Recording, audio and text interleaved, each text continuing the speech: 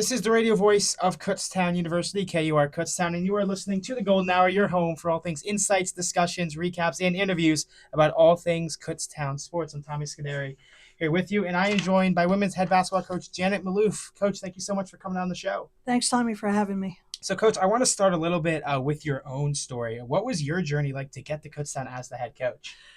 Wow, I can't believe it's been a long time, 30 some years already, so it's a little crazy. I played my college career at Rutgers University. I did really well. I went and got my master's at Purdue University, and then it was time to find a job, and I was able to get one at Lafayette College, so a Division I school. So most of my experience prior to Kutztown was all at the Division I level, and there I was the assistant basketball coach, and eventually they made me head softball coach, which I knew nothing about softball. I hadn't played it since I was in high school, but that's what they did in order to make that a full time position. So I spent 4 years at Lafayette. We did pretty well, and the job at Kutztown opened up. Now, in the meantime, I had applied for other Division I jobs, and I thought I was going to stay on the Division I track and just go be an assistant somewhere else, or try to get a head coaching job at a low Division I school. And they were like, "Well, you don't have any head coaching experience." So the Division II job opened up at Kutztown. I'm like, "Okay, cool. I'll go there, I'll apply for the job," and I was fortunate enough to get it. I'm like, I can get some head coaching experience here. I thought I'd be here like 4 years and then back at Division I, and 31 years later, I'm still here.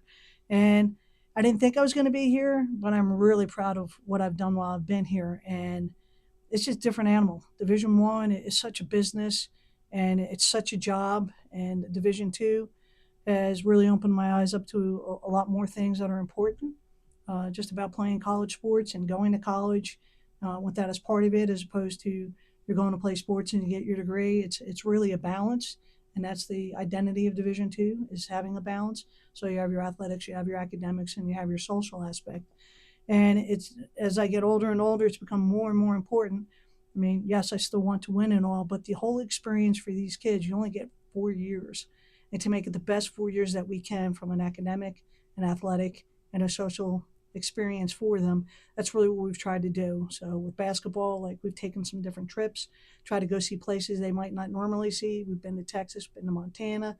We took the team to Puerto Rico on. So we've tried to do some different things to get them some more experiences. And that's happened later since I've been here, within the last 10 years, as opposed to my first 21 years. So it's been a long journey for that, but a rewarding one. It's really great to see kids excel and continue to improve, both on the court, in the classroom. And then just this past weekend, I was fortunate enough, one of my players got into the Hall of Fame here at KU. So it was great going back and reminiscing with her about the long journey that she had as well. When did you know that you wanted to pursue coaching as a career? Well, I love basketball. It's one thing I've always done. And when I graduated from Rutgers, I'm like, what am I going to do? I don't know. I like basketball. I guess stay with that. And I was able to be a volunteer assistant coach when I was out of Purdue getting my master's.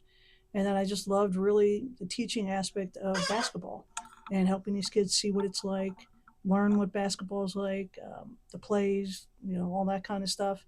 And that became really rewarding for me. And I decided, okay, I can make a career out of this. This is awesome. I get to do something I love every day and get a paycheck. So that's awesome. So you talked a little bit about it.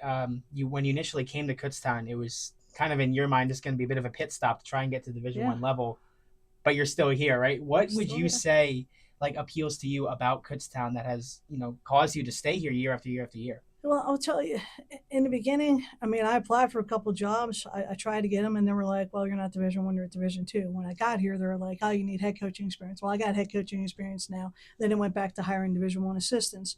So it came to the point, well, am I going to go back and be an assistant? But I like being a head coach. And then I had my son too, and I was like, you know what? This is a really good place. I work with such great coaches, such incredible coaches. Now, some have retired a little bit along the way lately, but like Coach Laws, Judy Laws, softball coach, she's been here longer than I have been here. She's one of my closest friends. But we ended up having a really good connection with all the coaches who've been through here. And if you look at the roster, most of the coaches have been here more than 10 years. Even when they retire or move on to another spot, they're here for a long time, um, because they work hard. They're such good coaches, and being around that is really rewarding. The campus itself is beautiful, and they've done so much to this campus in the last 30 years. It's way nicer than it was when I started, but it's a great place to come work every day. So if you like the location that you're working in, you like the people you're working with, I love my job.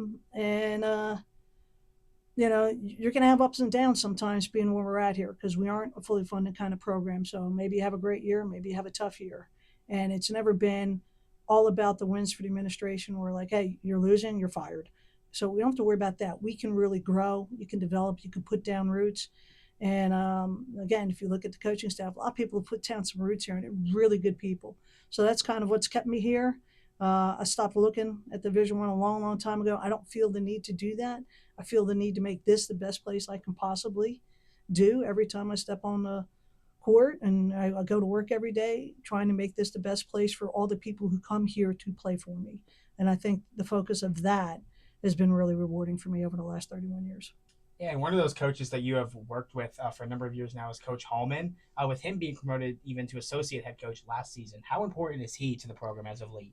He's been, well, it's not even just late. When he first got here, we laugh about it all the time. He had applied for a job that I had open, and I had taken somebody else, and I talked him into, helping out. I asked him, and he agreed to it, which is, big on his part. He stayed as a volunteer coach, and then when it opened up again, I knew he was the right person for the job because he was just tremendous in what he was doing, from a recruiting standpoint, from a communication standpoint, how he interacted with the players on the team.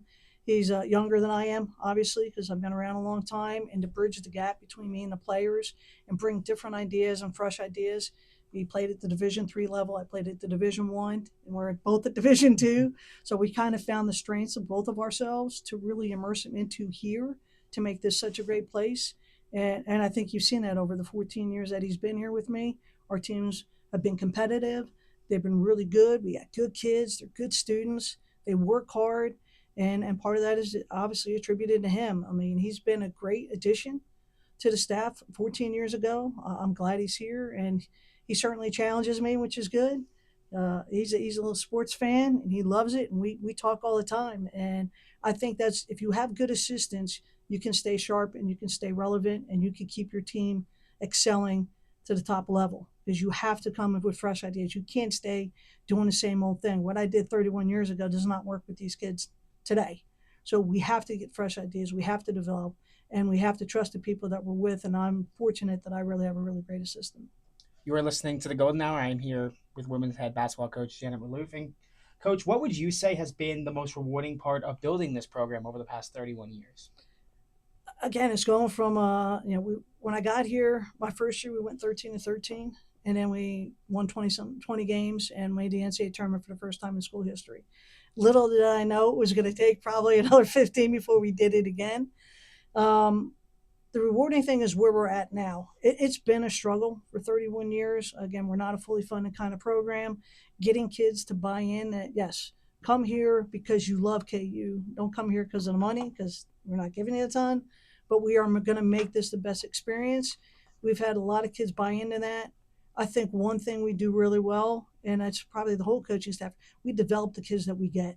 They're better players when they leave here than when they were when they got here. So I think we're finding diamonds in the rough that we're polishing in them, and we're trying to help them strive to be the best. These kids want to be the best, and they appreciate that someone saw something in them and didn't overlook them, that we're like, yes, you can be awesome. And they're doing a great job with that. So for me, it's really rewarding the kids that we're bringing in, how much they grow, how much they improve, and then where they finish. And I'm fortunate, again, you're around here a long enough time, you win a lot of games, but I have a lot of kids who have a lot of records here at this school, whether it's points, assists, rebounds, and stuff. So they've had phenomenal success on the court. And then same thing, they've all graduated, they've had great jobs, and they're really doing well. So that's really rewarding to me to see the success they've had off the court, not just the records that they did while they were here. So last year, the 2024-25 season, it was a historic year for you guys. You won the first PSAC championship in program history. Looking back, what stands out the most to you about that season? Well, it's crazy. I mean, every year you want to win a championship. We know it's going to be really, really hard to do that here because we're not necessarily funded the way we are, but we believe we have good players. We have to stay healthy. We have to improve, and hopefully we click at the right time to make something special happen. Now, if you look at our journey last year, we played a lot of games. We picked up some games down in Texas for the D2 tip off, which gave us 2 additional games. We had a lot of new kids. I figured let's play as many games as we can because they need to see what it's like to play against really good Division II teams. High school kids, they play a ton of games, they play a ton of minutes, and they think they know what it's about, and then they got to come to college, and now they're playing against women, and it's a different animal. They are the freshmen again, like they were when you're looking at their high school teammates that are freshmen. It's different. It's a different animal, and the PSAC itself is so competitive, and it's so tough. I don't think they really understand how hard it is. So we want to try and get as many games as we can to get them some experience. We knew we were going to have to count on some of the freshmen. One of those being Bella Quinn, who was our starting point guard as a freshman for all the games this past year, and she did a phenomenal job. And she had some ups and downs, just as every freshman do. You hit a little bit of a wall, but I really think playing those extra games early gave her some confidence that we could ride some of those ups and downs.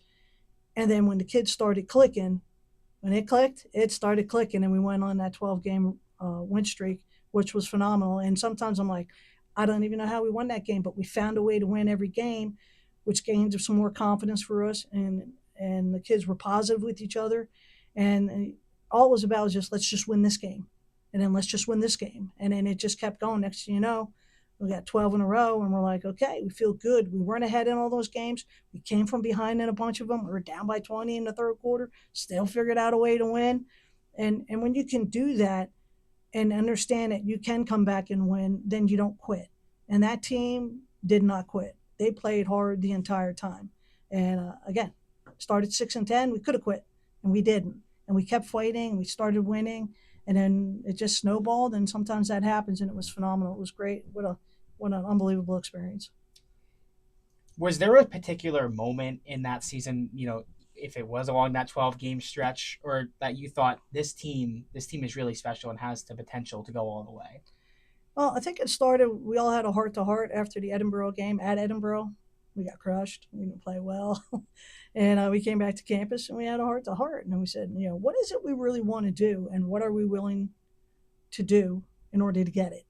And then we started taking it one game at a time. And then when you start winning a little bit, then you go, okay, we're doing all right. We finally figured out our rotation, and sometimes it takes a little bit when you got new kids.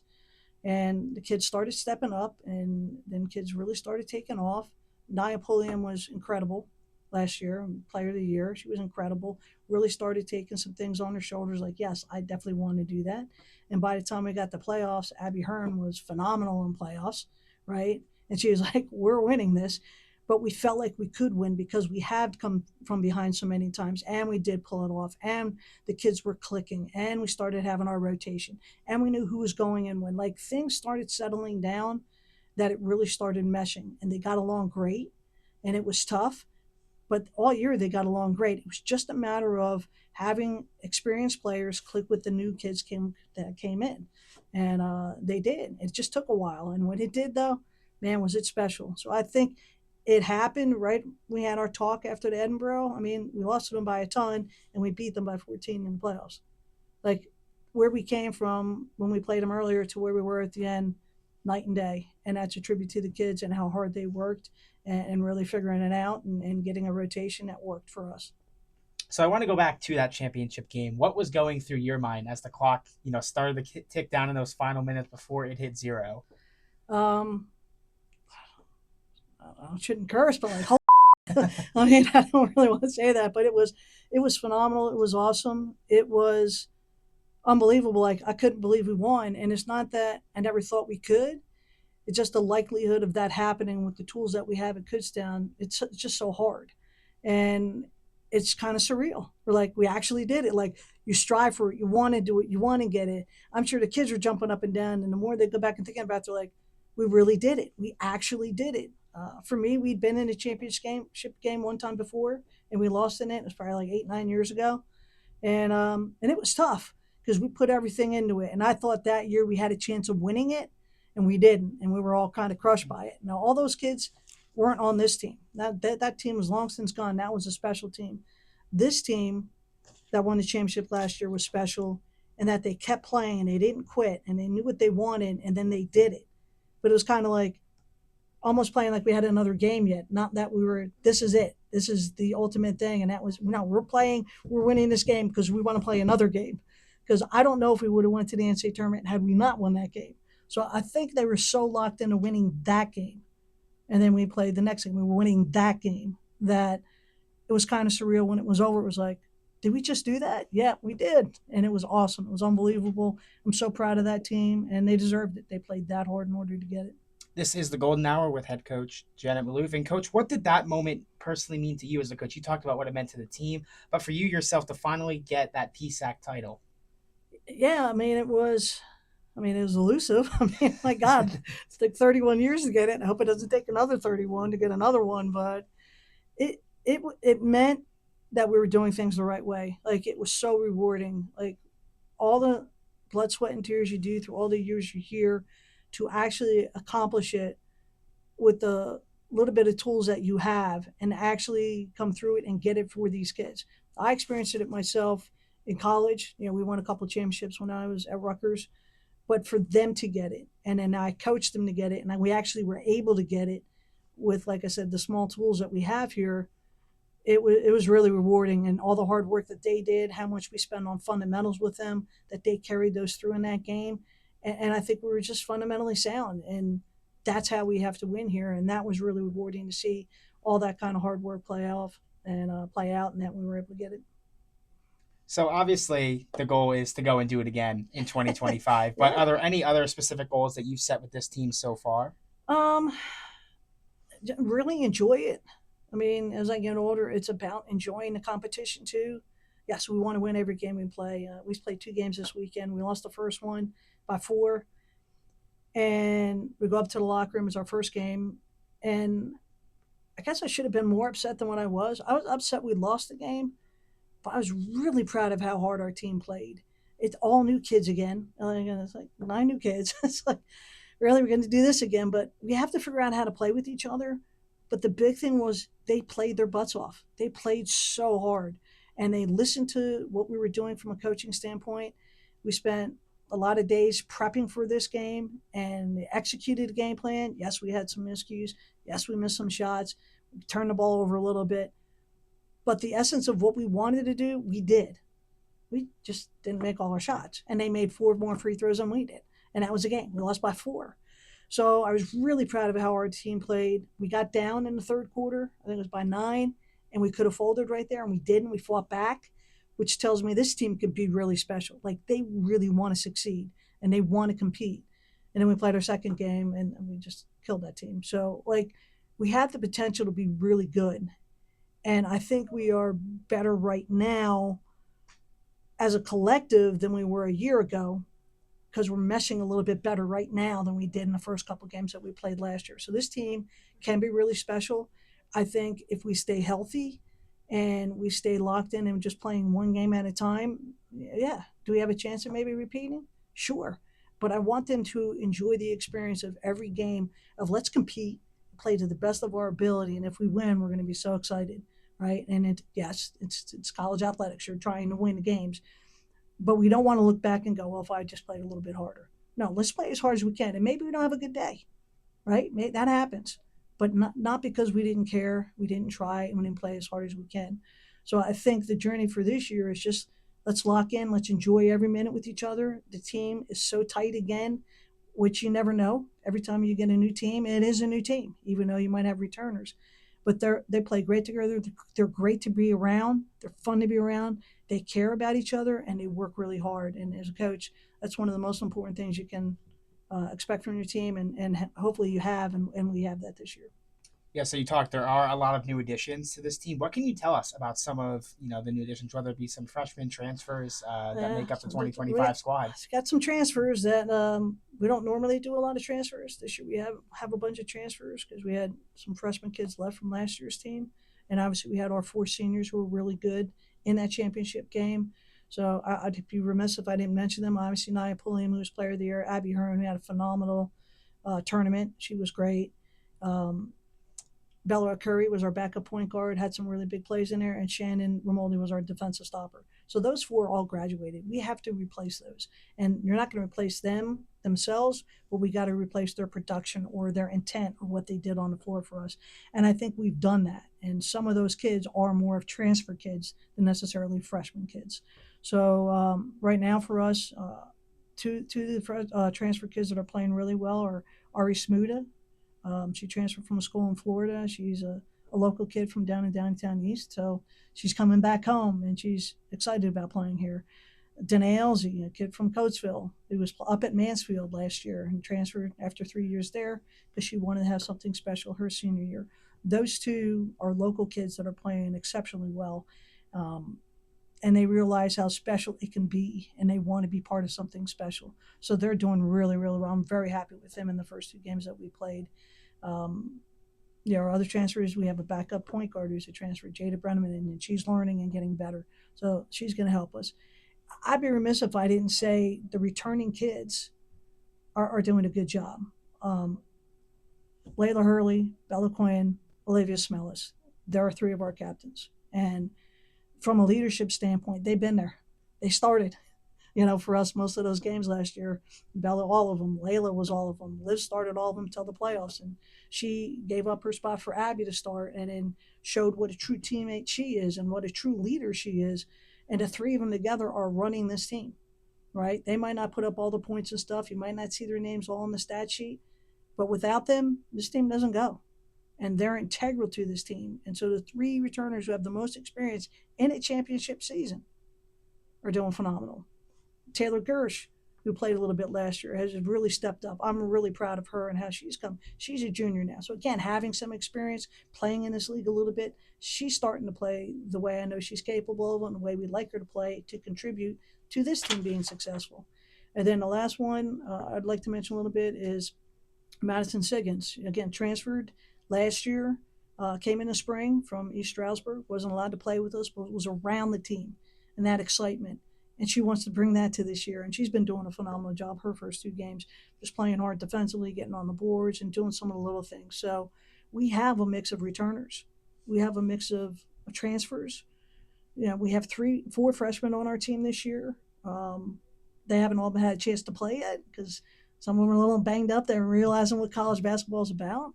But one of them has gotten into both games. That's Maggie Coleman. I think she's going to be a pretty good player for us. She can shoot, and the way we play, we shoot a lot of threes. So the better you are shooting threes, the more opportunities you're going to get to play on the court. So that's where we're at. So that kind of leads very nicely into my next question, which is you had to describe the identity of this team, whether the style of play was shooting a lot of threes or just the physicality that they play with. How would you sum that up? Yeah, I would say right now, this is probably the best team that I've had, that we have a great mix of inside outside. Like we have four really good post players. So we can bang with people, we can go inside, get some easier baskets around the basket.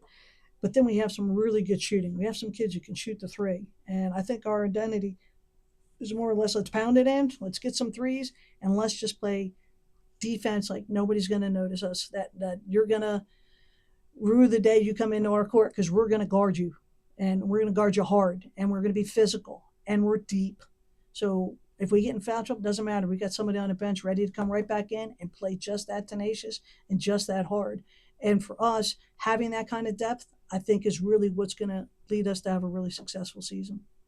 So, Coach, my final question for you is what do you want the Kutztown fan base to know about this year's group and why they should be excited to follow along to hopefully another championship winning season? Well, I think they should come watch us play. I think they're really going to be impressed with how hard our kids play. We can shoot the ball. We have a lot of kids who can score. Somebody differently, I think, is going to step up every day. But we're fun to watch because we compete and we play hard, and we're going to get up and down the floor, and we're going to give you a great game to come and watch. And hopefully, we kick people's butt a little bit, kind of like our football team's been killing everybody. That would be awesome. But we know that we are going to compete, and we're going to give you a good show, and we're going to leave everything on the floor. And I think you want to come see that type of team play that way. All right, well, Coach, thank you so much for coming on the show. Appreciate it, Tommy. We'll Thank have more on the Golden Hour on the other side. On Spotify by searching Kutztown University Radio. Sports and more. Back here on the Golden Hour, Tommy Scuderi here with you, joined by Alex Shorts for a little bit as we're going to dive in to another sport, Kutztown football. We'll recap that for you for just a little bit here on the Golden Hour. Again, thank you to Coach Malouf for joining the show. Great interview there. basketball for the women's team. And the men's team will kick off this Wednesday at the Keystone Arena. So definitely make sure you guys are getting down there. But Alex, thank you for hopping on the show next to talk a little bit of football, where we were there when Kutztown took their third straight PSAC title against IUP. They won 28-23 in a game that came down to the final minutes there. It was a fourth down stop from Braden Pullman that ultimately got it done in the closest game of the season. The first game that KU had trailed. And for Alex, for you, I can kind of say it now. I was feeling a little bit nervous. I mean, for the first time all year, I was a little nervous at halftime there. No, honestly, Bloomsburg scared me a little more because Bloomsburg just seemed like on the ball. Both these teams were kind of slugging out on the defense, so it didn't really seem like, oh, this team could bowl ahead. Like, both offenses were kind of, I don't know, they weren't really doing too much. They kind of had the defenses both had like their numbers, so I was worried about the offense to get going. I was really nervous overall, but like, yeah, Bloomsburg, I think both sides of the ball were doing really well, so that's Bloomsburg scared me more than IEP. Yeah, Bloomsburg was the week prior on November 8th. Kutztown took them down 35-27. Another game that came down to the final seconds there. Bloomsburg was down by 8, but it was a Noah Kenzie interception. It was actually third and goal from the 30, I think it was. A couple penalties back Bloomsburg up all the way there. And I think it was holding and then it was hands to the face, and then they finally got to the 30. I think you're exactly right. Yeah. And it was KJ Riley made a great throw. He's, extended the play, the Bloomsburg quarterback, and worked his way right. But Noah Kenzie, Riley was pushing the field trying to get his team back in it. Kenzie came up with the football and secured the 10-0 regular season finish before going into the PSAC title game against IUP. Kutztown takes care of business there. They were down 7-0 early, went down 14-7. They trailed 3 separate times in that first half. It was 7-0. 14-7, and then 17-14 were the 3 deficits that KU faced. But coming out of the second half, they scored 2 straight. IUP would answer back, but then at the end of the game, Kutztown's defense would come up big to ultimately secure the victory. Braden Pullman had a fantastic game. We'll go through the box score here in just a second. But Kutztown wins their 3rd straight PSAC title that has not been done in 51 years since Slippery Rock did it back in the 70s. They will have the 1 seed in Super Region 1. We'll talk a little bit more about the playoffs, which will be getting going this week. As I get the box score here, we want to recap that IUP game before we get too far ahead there and talk about that. Kutztown, they had 21 first downs to IUP's 16. They had 123 rushing yards, and this is I think is the most remarkable stat. Even though IUP is a team that does not rush the ball at all, they're bottom of the conference. They rushed a total of negative 12 rushing yards. You and I had more rushing yards than IUP. And part of that was because of the sacks. Yeah. But net yardage, it was negative 12, 39 total yards gains on the ground. But really, even before the sacks, and you take that into account, IUP really did not do too much on the ground. In the passing game, however, is where they excelled, and they did excel against Kutztown. 295 total passing yards on just 29 attempts.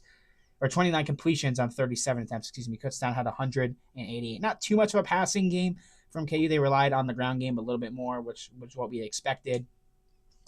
They really had come alive in the passing game the last couple of weeks, but took a little bit of a step back as they relied on the ground game against a stout passing defense. Yeah, I would say the thing that I'll notice about that Kutztown offense was that Novak got sacked. And you don't see that too often. But when I saw him go down, I'm like, oh, he doesn't have a lot of time. I know the one end, Okungu, was one of their more fierce defensive ends for IEP. He was getting into the pocket quite a lot. So I knew the passing was going to be kind of the measure. But when they stuffed the run with Burkhardt, that kind of scared me a little bit as well in the offense. And part of that is you lose a really explosive running back in Jaden Stewart. Stewart went down in that Bloomsburg game in the 4th quarter. He's expected to miss about 3 weeks or so. I think he's just going to miss this week and potentially next week if there is a next week. Yeah. We'll talk a little bit more of that in a bit. But he re-aggravated the leg injury that he had earlier in the season. That stinks just because he's such an explosive running back. It really complements Burkhardt well because Burkhardt, he has some elusivity to him. He has some explosiveness, but he's really a downhill fight for every yard, which we saw a couple of times Saturday where he, fought for an extra 5 or 6 yards, even fought to the end zone there after contact. Jaden Stewart is more of your get to the edge, and he's going to beat you with speed kind of guy. So you do lose that with him being out, but ultimately Novak ran a little bit more than we saw, not as much as he had earlier on in his career. Actually, yesterday, YouTube algorithm brought me back to a little bit of pain. The 2023 national semifinal game against Colorado. I was like, all right, let me see this game. I went back and kind of watched the first quarter or so of that game, just to see what the team looked like. And first of all, I don't think we appreciated how good Mekhi Gibson was No. when he was here. Yeah. And there's who else am I forgetting? Who was- Priscilla? No. It was something around like Curtis Ravenel. Ravenel is the name Ravenel. I'm thinking of. I didn't Yeah. have the names from you. Ravenel and Gibson, they made Yeah, some really Ravenel. impressive contested catches in those first games. Ravenel obviously went and I believe he transferred. No, he's playing. Gibson transferred. Gibson Ravenel. transferred to Tarleton State D1 FCS, who was having a really good season, Mm-hmm. and Ravenel Ravenel is playing indoor football as of last year, really? the Okay. IFL. So Gotcha. they both are continuing their careers past Kutztown, Mm-hmm. impressively. But the receiving core for Kutztown has really stepped up. I don't think they've been quite to that level, at least just from what I saw. But they've been really good. They've been creating separation. Priscilla has made some really great catches, and they're a younger receiving core too. Somewhat. Relatively. Yeah, relatively. They're going to have a lot of their guys for the next couple of years, so that's exciting there. But anyway, Novak ran a ton in those first couple of quarters. I also don't think their running game was as good without him. No. Yeah, I think Novak kind of gave that third step because the one thing I like about the 1-2 punch of Burkhart and Stewart is that like Burkhart will kind of like wear down the defense and then they'll sub in some backups and Stewart will just take the edge because they're so gassed from trying to stop Burkhart. Yeah, so it's so tough, and without him, that does raise a little bit of question marks as we get into the postseason here. But Novak, he was relatively inaccurate in watching that game. I think that's what makes this Kutztown team better than the one in 2023, and maybe even the one in 2024.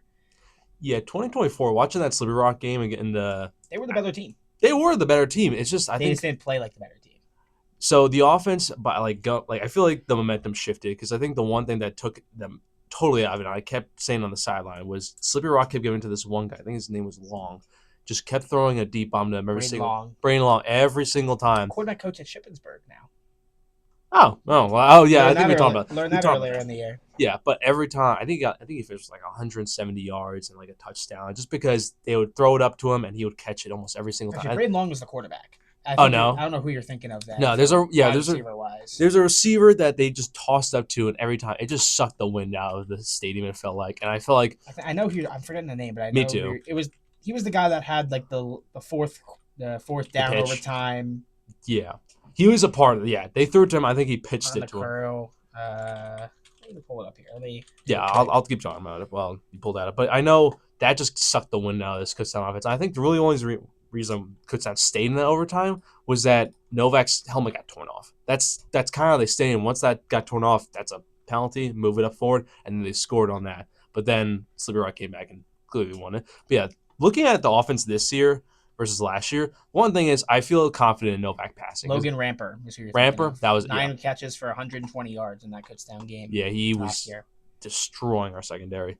So that's depression. But anyway, all of that to say, and Slippery Rock is into the playoffs. Novak does not run as much. No, and he is much more accurate with the football, much more precise than he was in that 2023 game and all throughout his freshman season. He missed some easy passes. Well, not necessarily, you don't want to say easy passes. Yeah. Easier passes at the Division II level. There's very few easy passes that you're going to get, especially when you're playing in a national semifinal game. Yes. But he is much more accurate than he was back in the day when Kutztown made it to the first semifinal. They have not been back since. The one thing I gotta give the offense of this Kutztown team is Marcel Corbin, the offensive coordinator for us. He's definitely incorporated the tight ends more because I feel like last year the tight ends they were just there to block. I didn't really hear much of them from last year, but this year you hear Maxwell again, you hear Campana getting some blocking, and Maxwell had like I said, career game against Bloomsburg. I like that there's another option in the tight ends that just give it to your wide receivers or throwing it out to Burkhart Stewart to count. Yeah, anytime you can have more weapons, the better. Kutztown went 5 for 12 on third down. One of the best third down teams in the country. They struggled against Bloomsburg, just under 50% against IUP, but ultimately got it done when it mattered. 1 for 2 on fourth down. IUP went 3 for 10 on third down and 0 for 1 on fourth down conversions, which ultimately sealed the game. Kutztown controlled time of possession. They had 33 minutes compared to IUP's 26. Those are some of the highlights worthy plays there, or the highlight metrics, I should say, that ultimately secured the three-peat for Kutztown and the number 1 seed in Super Region 1. We'll go through the playoffs in just a little bit. Obviously, we'll start with Kutztown. Kutztown gets Bentley out of the NE10, coming down from Massachusetts on Saturday. Bentley drew the 8th seed.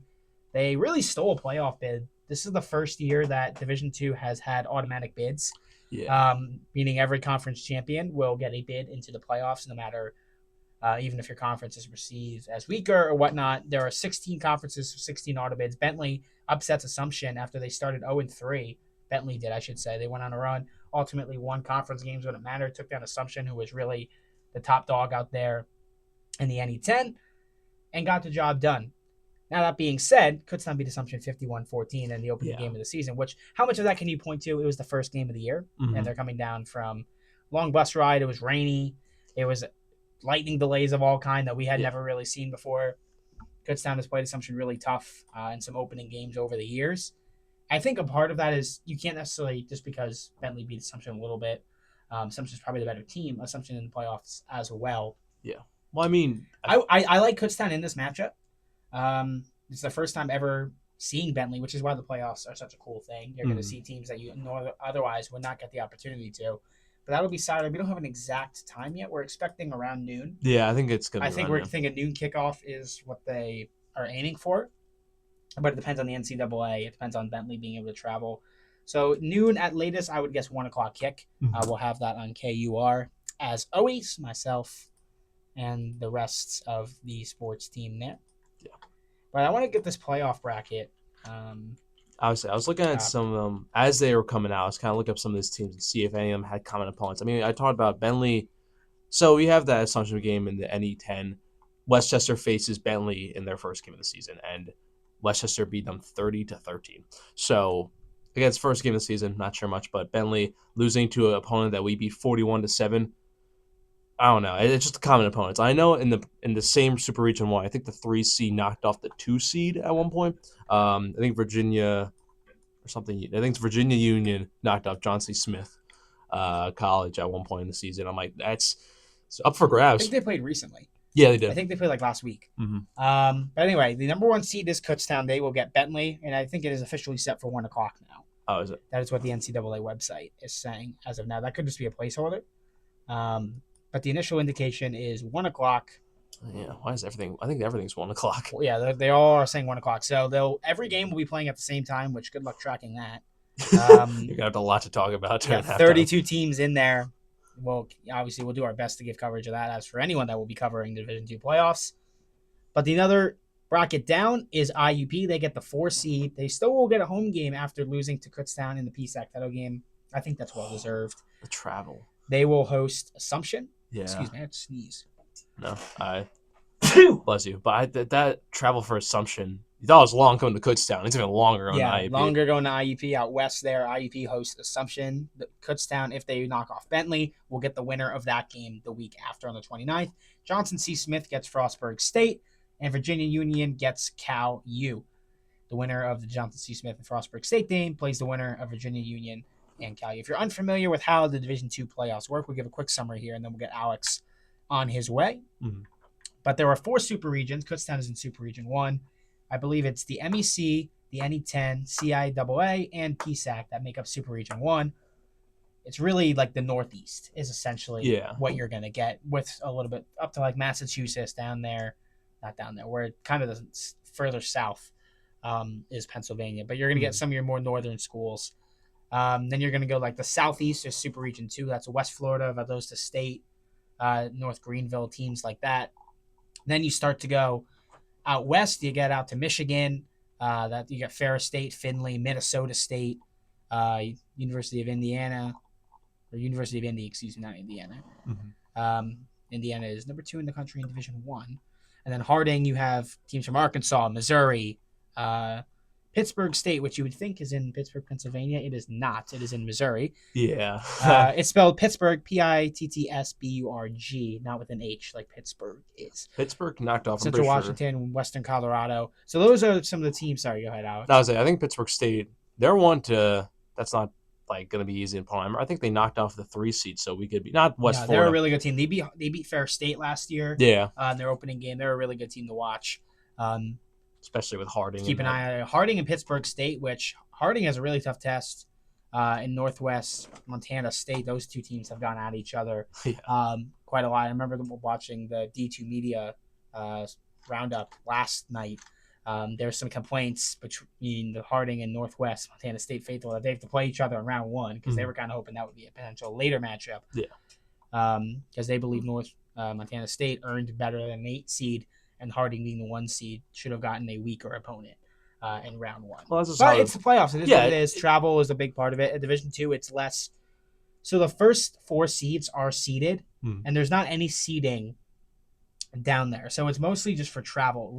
I believe it's within 600 miles. Yeah, I remember. Is the rule for the first couple rounds. Was it, I think Matt, the person that runs KUTV, he was talking about it's just to depend on travel as well. Yeah, travel, it depends. So it's less. They try and avoid flights through the first couple rounds. Yeah.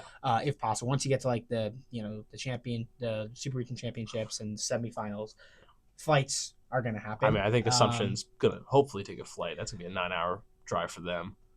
Out to IUP, yeah. That's tough. I don't know exactly where that is. I believe it may be busable.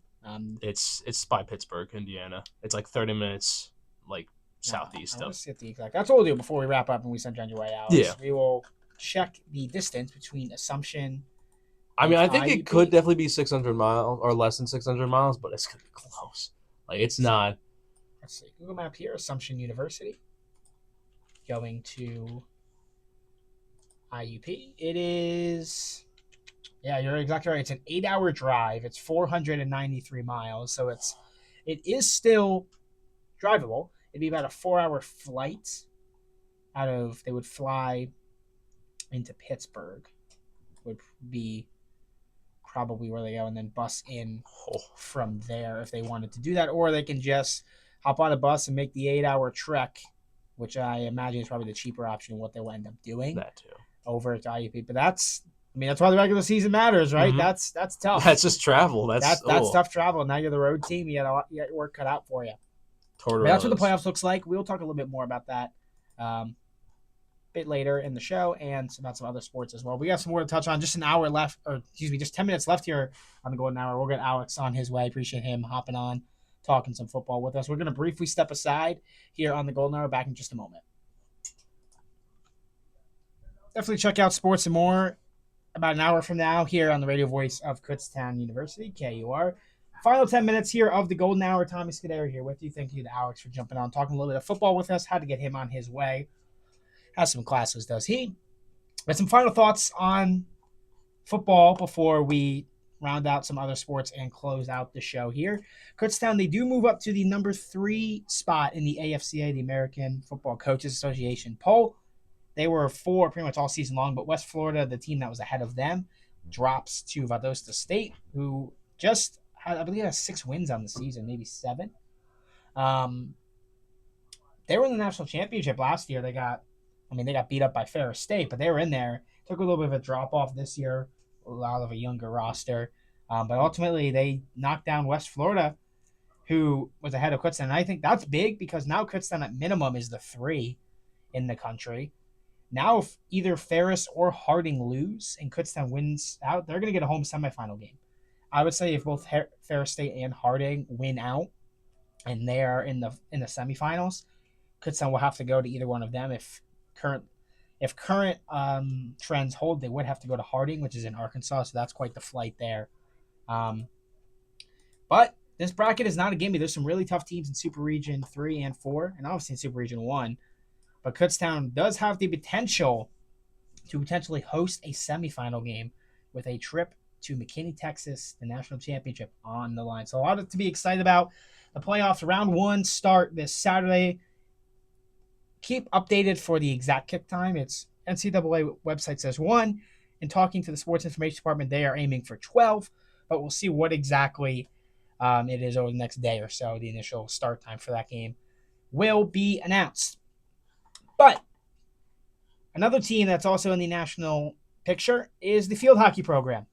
Kutztown Field Hockey, they beat Assumption, actually, who were we just talking about in football, 2-0 in the first round of the NCAA playoffs to advance to the semifinals. They punched their ticket to Bloomsburg, who will be hosting the semifinals and the national title game. They did fall in the PSAC championship game, ultimately. That broke up their perfect season and their chance at the first conference title in program history. But Kutztown Field Hockey is just one game away from appearing in 3 straight national championship games. They won it in 2023, came up just short in 2024, and they will play Shippensburg. Once again, the third time this season, really the third time in just a couple of weeks, that they will play the Raiders. They beat them to close out the regular season. Shippensburg got their revenge in the PSAC title game in a 2-1 victory over the Golden Bears. But now going to the semifinals, Kutztown has a chance for their third meeting against the Raiders. If I'm not mistaken, this is the third consecutive year that they have seen Shippensburg in the semifinals. They saw them in 2024, and I believe they saw them in 2023 as well. I will fact check that real fast before I'm just saying that as truth. Yeah, this is the third straight year they've seen Shippensburg in the semifinals. They got it done both times. It was 2-1 in 2023. And then in 2024, I believe it was 1-0. Let me check again. No, it's 4-3. I was way wrong. That was the really high scoring game. Very rare for Kutztown to be scoring in that high of scoring games against really tough opponents. But after an overtime win or double overtime win over Southern New Hampshire in 2024, they took on Shippensburg in the semifinals and beat them 4-3. The unusual thing is typically when Kutztown sees Shippensburg in the semifinals of the NCAA tournament, which has happened, this is the third straight year this will happen, Kutztown will have dropped both prior games to them, both in 2023 and 2024. They saw Shippensburg once in the regular season and once in the PSAC tournament and lost both of those games. This time, Kutztown does have a win over the Raiders. They beat them in the regular season, lost to them in the PSAC tournament. And now, with both of their seasons on the line, we'll play them at 2 o'clock on Friday. We're trying to get coverage of that game. We're trying to arrange logistics and stuff to have that game on KUR, but if not, it will be on the NCAA website with a spot in the NCAA National Championship on the line. That national championship game will be at 12:30 on Sunday, November 23rd. So a lot to keep an eye on as Kutztown Field Hockey is 20-1, looking to go 22-1 and the national championship win if they can get the job done 2 more times. The women's soccer team is awaiting a potential NCAA playoff appearance. They lost in the PSAC championship game. They went their back-to-back years, came up short both times before falling to Shepherd to win or to lose the PSAC title game. Great season for women's soccer.